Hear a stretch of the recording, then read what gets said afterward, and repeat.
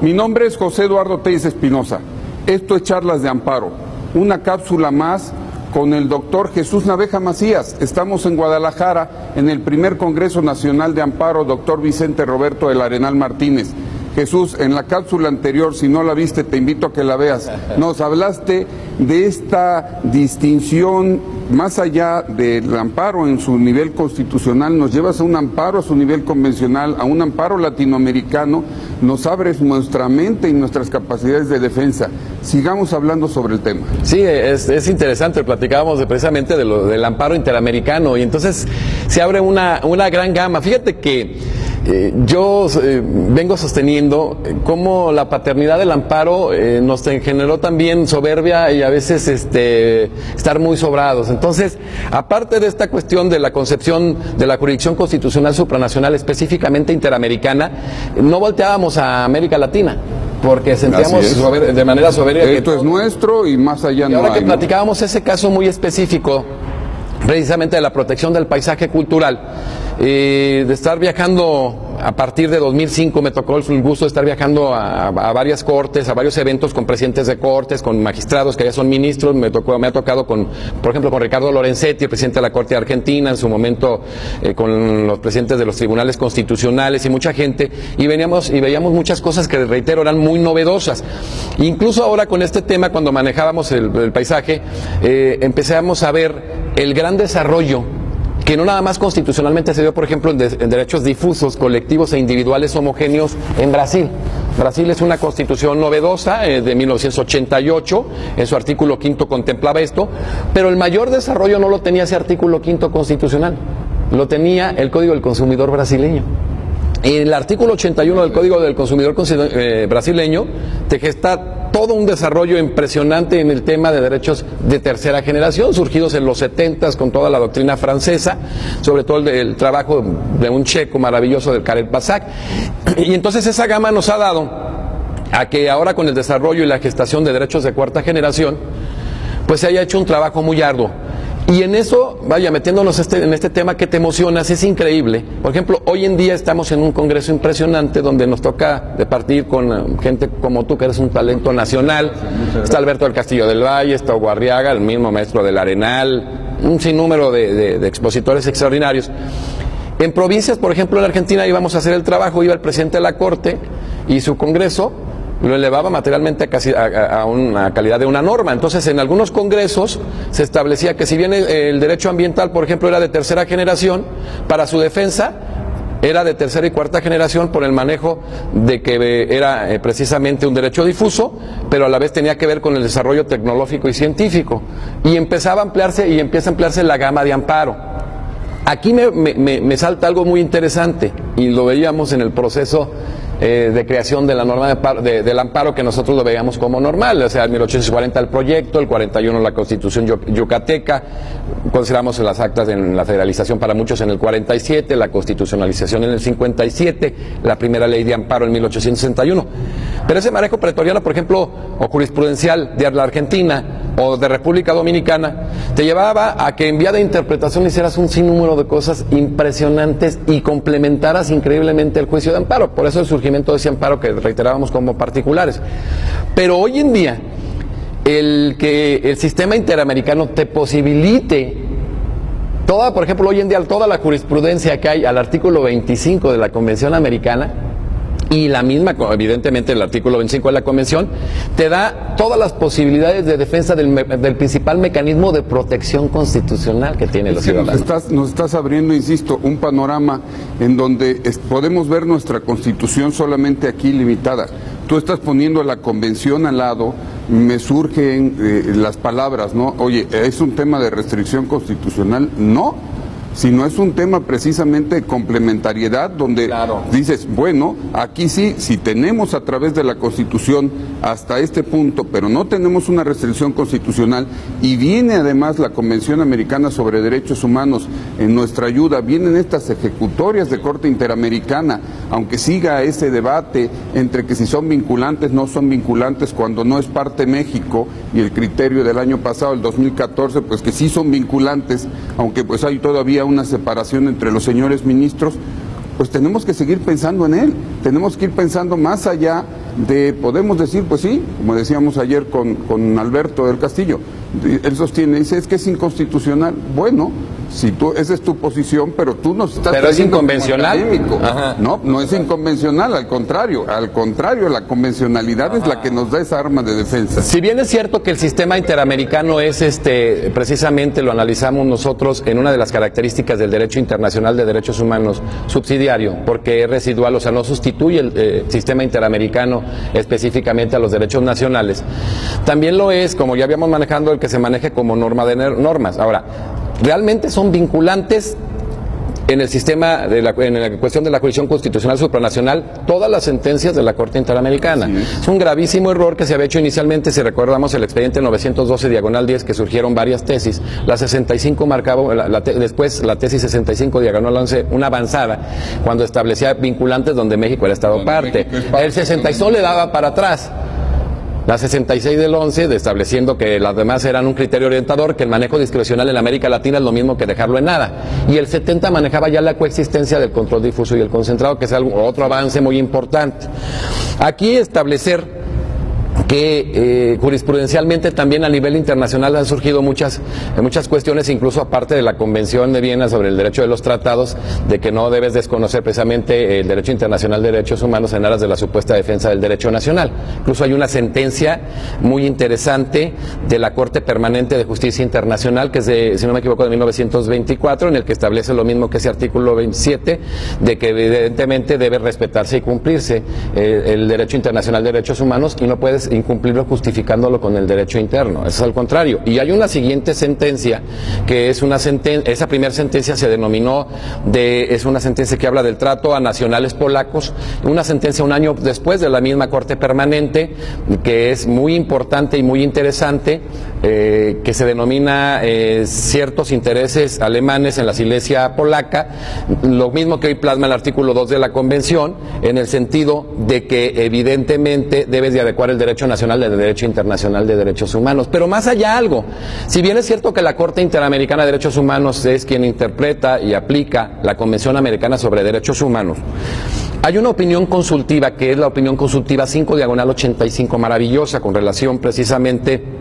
a periodistas, donde se les quería a ellos tener reglamentada su actividad a través del Estado en el tema de colegiación obligatoria, que es el párrafo 12 de esa opinión consultiva, que es de un altísimo nivel y que proviene de un país que, a pesar de que es muy pequeño, tiene un desarrollo constitucional impresionante. El caso muy concreto de Costa Rica, que tiene una sala constitucional de acuerdo a la Ley de Jurisdicción Constitucional de 1989 y que demuestra una calidad impresionante que ojalá aprendamos los demás países de América Latina. Esto se había llevado a la Comisión Interamericana previamente a llegar eso a la sala, nos llevó un quejoso.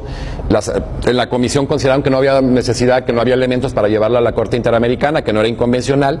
Al recibirlo en otro asunto en otro caso diferente, en otro quejoso, la sala constitucional dice: oye, permíteme, aquí me llegó un asunto de que esto es inconvencional. Ya lo reciben acá, pero nosotros tenemos la duda. ¿Cuándo lo hubiéramos hecho nosotros? Perdónenme la expresión. Se va a la Corte Interamericana en la función consultiva y dice la Corte Interamericana: efectivamente es violatorio del artículo 13.2 de la Convención Americana en el tema específicamente de la libertad de expresión. ¿Por qué? Porque el periodista forma parte de la defensa social de la Constitución. Y entonces, a pesar de que había habido un revés aparente en la Comisión Interamericana, este país, con un desarrollo impresionante, sobre todo el respeto a derechos fundamentales, lo lleva allá. ¿Qué implicación y qué tiene que ver esto? Necesitamos gestar la cultura de la legalidad. Es muy cierto, y te lo voy a aclarar, este sistema interamericano, viéndolo de una manera muy sencilla, erosiona principios que para nosotros eran intocables. Vamos, la supremacía constitucional, la soberanía, e incluso, yendo más allá del tema del y la erosiona, o en realidad pues nosotros le estamos aceptando, y entonces ¿cuál afectación? No, pero además vale la pena, Eduardo, porque hay algo también que tenemos que ser muy objetivos. Las constituciones de América Latina llegan a ser constituciones código. la verdad, con una gama de derechos fundamentales impresionantes, pero con un gravísimo problema que se tiene como otra característica común, la violación constante de derechos fundamentales. Y entonces la base para un Estado constitucional democrático no es esa enunciación de ellos, incluso la existencia aparente de la cláusula abierta, sino la eficacia de derechos fundamentales que en el grueso de América Latina no se da. Este manejo complementario, este atender a la corrección constitucional supranacional ya manejada en su momento por Mauro Capelletti, nos lleva a luchar en una gama de posibilidades a ello. Mira, y si tú recuerdas, se buscaba la desaparición del amparo directo.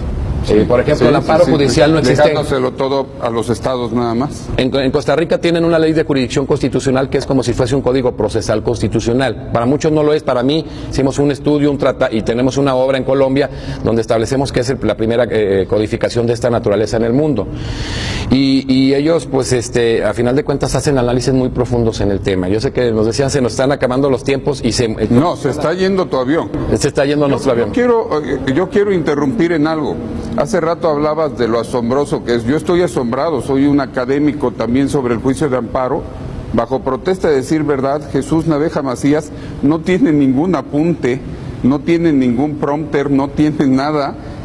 La capacidad que tiene sobre el manejo de datos, Jesús, yo estoy impresionado. Te conozco de hace años, pero te necesitamos del lado de los académicos. Estoy seguro que todos los estudiosos del derecho queremos seguir sabiendo más sobre este amparo a nivel interamericano del que tú has escrito. Tienes una de tus obras escritas sobre él.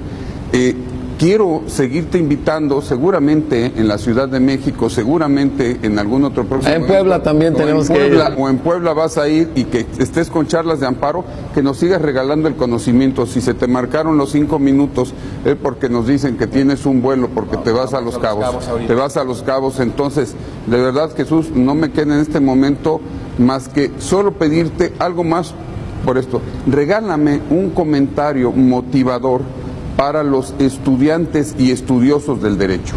Sí, miren, yo quiero primero reiterar, qué bueno que seamos que nos tengamos del lado académico, que también es importante que estemos en todos los ámbitos, y lo hemos entendido como, organizaciones crecen cuando gente de tu nivel o gente que se pululen en esto empiezan a tomar riendas, y eso es importante, el lado pensante, donde hay tantos líderes importantes.